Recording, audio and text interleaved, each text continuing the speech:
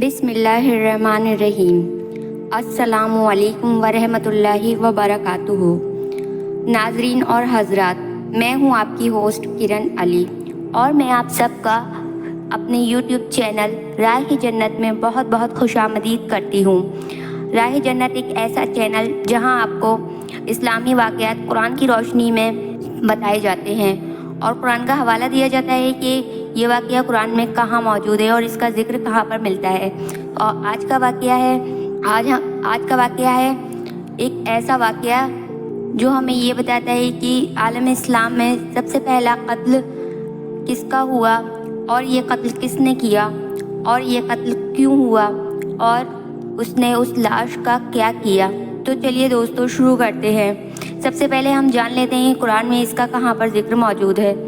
تو اللہ تعالیٰ سورہ المائدہ میں آیت نمبر 27 میں فرماتے ہیں، اور انہیں آدم کے دو بیٹوں کا سچا واقعہ سناؤ۔ جب ان دونوں نے قربانی دی تو ایک کی قربانی قبول ہوئی اور دوسرے کی قربانی قبول نہ ہوئی۔ اب اس واقعے کو تفصیل سے جان لیتے ہیں۔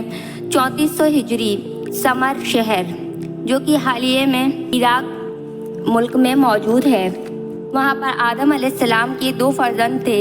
ایک کا نام تھا حابیل اور دوسرے کا نام تھا قابیل۔ حابیل جو کہ ایک سچا اور خدا کا بندہ تھا، جبکہ قابیل ایک حسد سے بھرا ہوا انسان تھا۔ تو اس زمانے میں نکاح کا چلن یہ ہوا کرتا تھا کہ ایک ہی ولادت سے پیدا ہوئی اولادوں کو نکاح آپس میں نہیں ہوتا تھا، جبکہ اگلی ولادت سے ہوئے ہوئی اولادوں کا نکاح پہلی ولادت سے ہوئے ہوئی اولادوں سے کیا جاتا تھا۔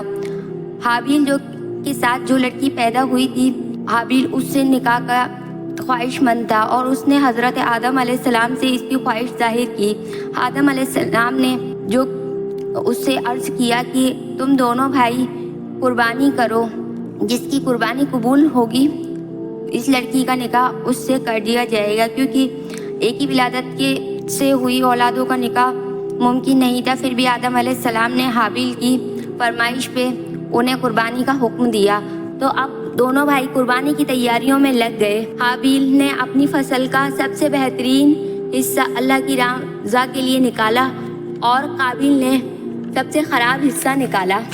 اس وقت میں قربانی قبول ہونے کے لیے جو چیز قربان کی جاتی تھی اور قربانی قبول ہوئی یا نہیں ہوئی یہ پتہ لگانے کے لیے وہ قربان کی ہوئی چیز کو پہاڑ پہ لے جایا کرتے تھے اور وہاں رکھ آتے تھے، اور پھر اللہ کی طرف سے بجلی چمکتی تھی اور اس سامان پہ گرتی تھی۔ جس کے سامان کو وہ بجلی جلا کے خاک کیا کرتی تھی اس کی قربانی قبول مانی جاتی تھی۔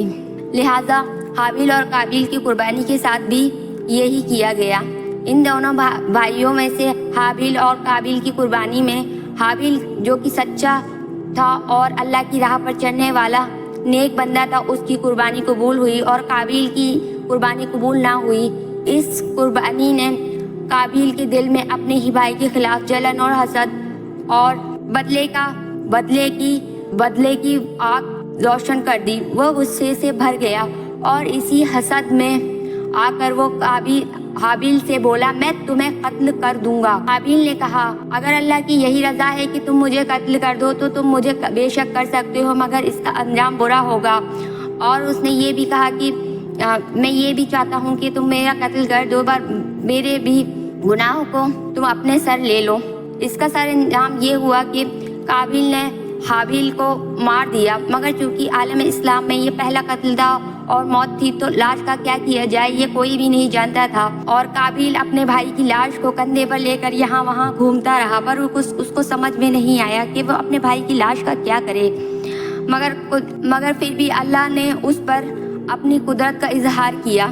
اللہ نے زمین پر کوے کو بھیجا جس نے اپنی چونچ سے زمین کھودنا شروع کیا اور اپنے دوسرے مرے ہوئے ساتھی کو اس گڈھے میں دفن کر دیا۔ یہ دیکھ کر قابیل کو افسوس ہوا، پر اسے سمجھ آ گیا تھا کہ حابیل کو دفنانا ہے۔